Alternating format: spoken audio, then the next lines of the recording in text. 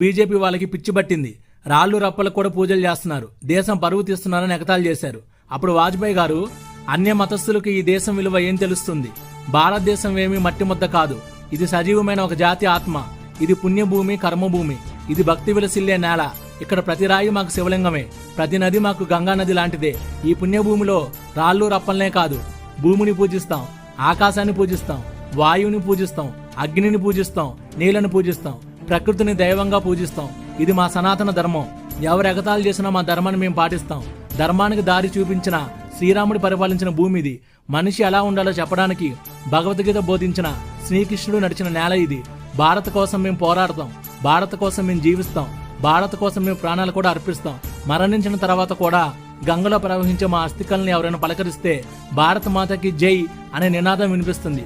ఓం నమ శివాయ అనే పంచాక్షరం, ఓం నమో నారాయణ అనే అష్టాక్షరం మంత్రం ప్రతిధ్వనిస్తుంది.